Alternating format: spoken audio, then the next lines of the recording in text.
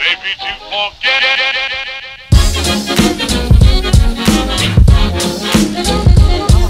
Ayos! Nakuha ko na yung package ko ng Lazada.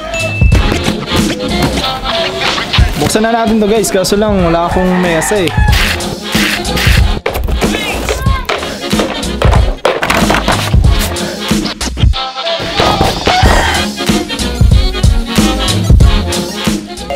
So guys, wala kasi akong background na maganda o kaya mesa na maganda, pero okay naman itong background si Cholo eh, kaya dito na natin sisimulan yung pag-unbox natin. Kasi wala pang bukas eh, pinga pang bukas. Parang maliit to ah. Ayaw na ito, iba ba? Ito, yan. Ito yung okay na pang bukas.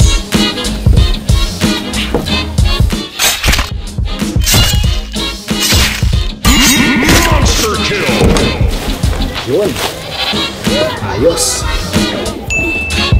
Sa packaging natin, 5 star siya. Tadaan! Meron siyang ito, warranty guide, important safety information, power cord,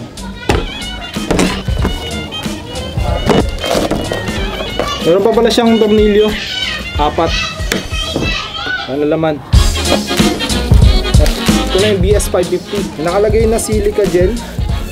Sabi, nakalagay do not eat. Pero pwede ko naman ito kainin.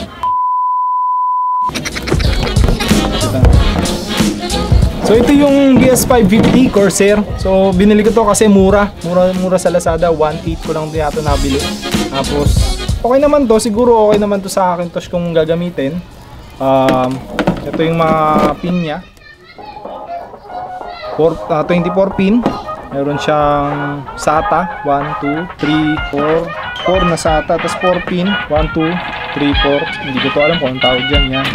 Tapos may 6 pin, tapos ito parang 8 pin nya, dalawa siya CPU. Okay, so brand new naman siya. Sana tumagal to sa akin. Nasira kasi yung power supply ko na Antec Neo. Time to renew and replace it with BS550. Okay na okay sa Lazada.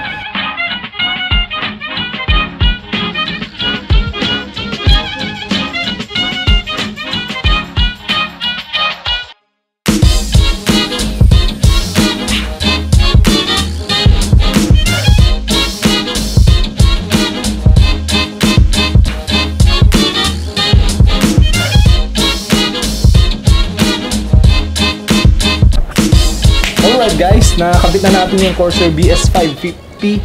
Nabili natin sa Lazada. Tignan natin, kabit ko na siya. Dapat i-on natin yung computer ko. Siyempre, dapat mag-on siya ng smooth na smooth. So, ready guys? Ito na.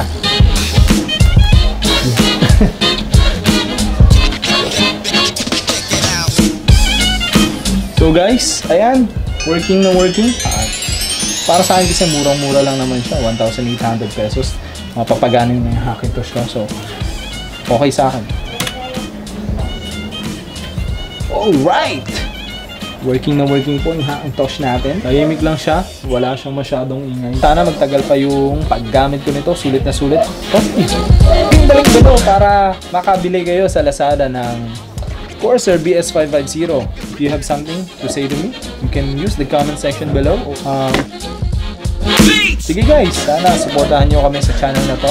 Hit the subscribe button and we'll see you in the next video.